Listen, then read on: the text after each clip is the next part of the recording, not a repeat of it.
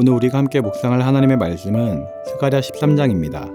말씀 봉독은 7절부터 9절까지 하겠습니다.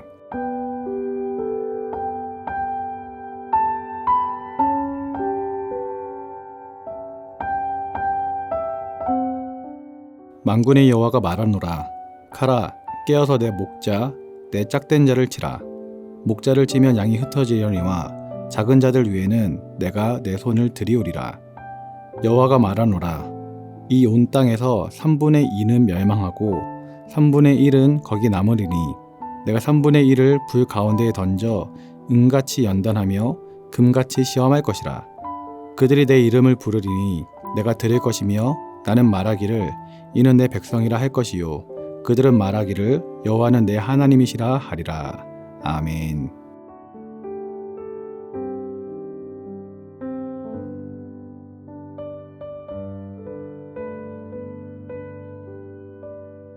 오늘 함께 보고 있는 스가랴 13장은 두 부분으로 나눌 수가 있습니다. 한 부분은 1절부터 6절까지이고 나머지는 7절부터 9절까지 있습니다. 먼저 1절부터 6절은 선민의 죄와 더러움을 씻을 셈의 발언과 우상과 거짓 예언의 폐지 등 선민의 영적 고향에 대한 예언입니다.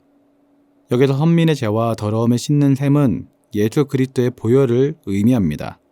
그리스도의 보혈이 셈으로 비유된 것은 그리스도의 보혈은 회개하는 자의 죄와 더러움을 얼마든지 씻을 수 있음을 상징적으로 나타내주는 것입니다. 본문은 이렇게 죄와 더러움을 씻는 셈이 열리는 날에 선민은 거짓 예언자들을 축출하고 거짓 예언자들은 스스로 자신의 신분을 숨기게 될 것이라고 하였습니다.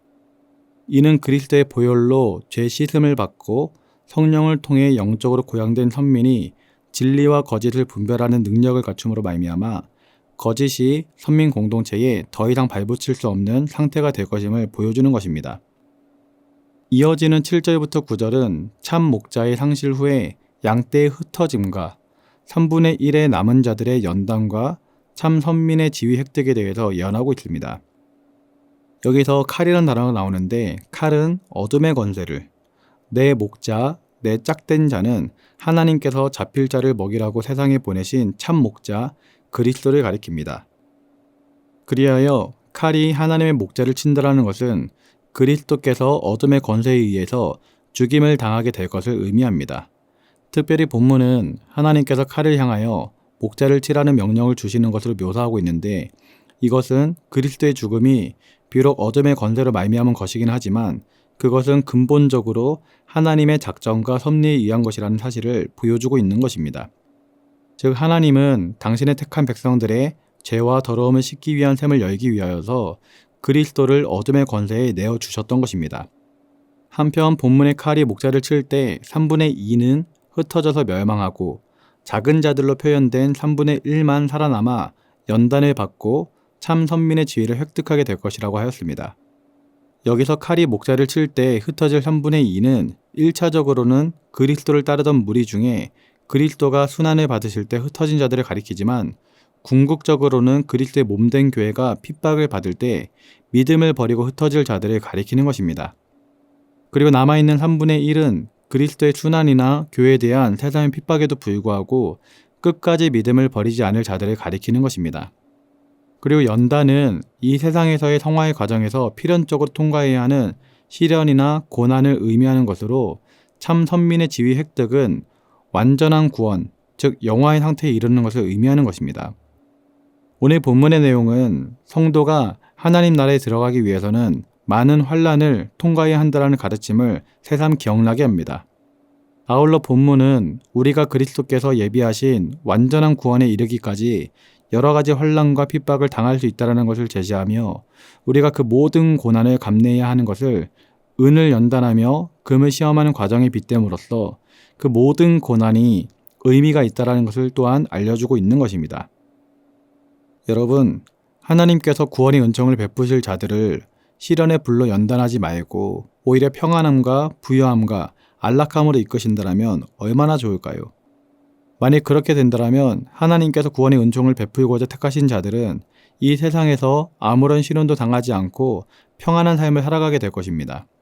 이것은 모든 사람들이 간절하게 바라는 일일 수도 있습니다. 그러나 그런 기대와 달리 하나님께서는 당신께서 구원의 은총을 베푸실 소수의 남은 자들에게 시련의 불을 가하실 것이라고 말씀하셨습니다. 그렇다면 하나님께서 구원의 은총을 베푸실 자들에게 시련의 불을 던지는 이유가 무엇일까요? 그것은 그들을 정결케 하여서 장차 도래할 하나님 나라에 합당한 백성으로 세우기 위함입니다. 여러분, 금과 음은 금광에서 캐낸 원석 자체만으로 사람들에게 참된 가치를 인정받기는 어렵습니다. 원석은 불과 도가니 가운데 던져져서 정제되어 나올 때에만 사람들에게 참으로 그 가치를 인정받는 것이죠. 하나님께서 구원의 은총을 베풀기로 하시고 또 성령을 통하여 거듭나게 하신 성도 역시 마찬가지입니다. 그들은 비록 거듭난 자라 할지라도 그 심령은 죄의 유혹으로부터 완전히 자유로운 것은 아닙니다. 그러므로 그리스도를 믿음으로 거듭난 자, 하나님으로부터 의롭다함을 받은 자라 할지라도 정결의 과정을 거쳐야 하는 것이죠. 이 정결의 과정은 성도들이 이 세상을 살아가는 동안 계속되며 그것이 바로 연단이며 이는 고난과 시련의 불로 이루어지는 것입니다. 구원의 은총을 입을 성도들은 모두 은이나 금과 같이 귀한 존재들입니다.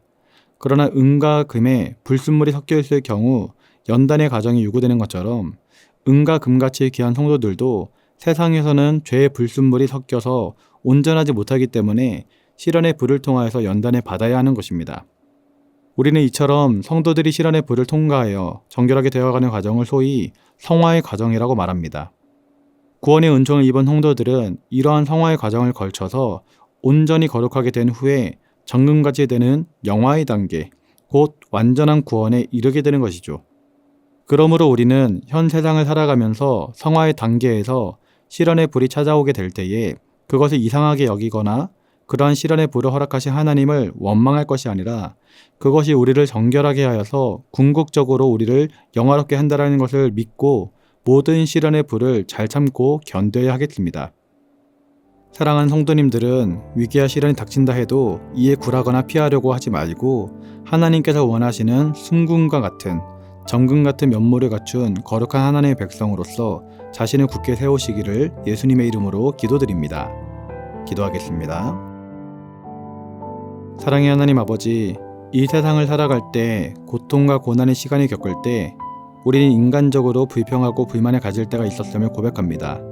하지만 오늘 말씀을 통하여 그 어려움의 시간은 오히려 우리를 성장시키는 연단의 과정임을 깨닫게 됩니다. 우리 인간의 입장에서는 고통스럽고 힘든 시간이지만 그 시간을 통해서 우리가 성장해야 함을 깨닫게 됩니다. 성화의 과정을 거쳐 영화의 단계까지 이를 수 있는 성도가 되도록 우리에게 은혜와 능력을 더하여 주시옵소서. 연단의 시간을 거치면서 더 굳건한 믿음의 소유자가 되게 하시고 우리 안에 있는 불순물들이 걸러지고 하나님 앞에 정금같이 나아갈 수 있도록 함께하여 주시옵소서. 감사를 드리며 예수님의 이름으로 기도드립니다. 아멘. 하늘에 계신 우리 아버지, 아버지의 이름을 거룩하게 하시며 아버지의 나라가 오게 하시며 아버지의 뜻이 하늘에서와 같이 땅에서도 이루어지게 하소서. 오늘 우리에게 일용할 양식을 주시고 우리가 우리에게 잘못한 사람을 용서하여 준 것 같이 우리 죄를 용서하여 주시고 우리를 시험에 빠지지 않게 하시고 악에서 구하소서. 나라와 권능과 영광이 영원히 아버지의 것입니다. 아멘.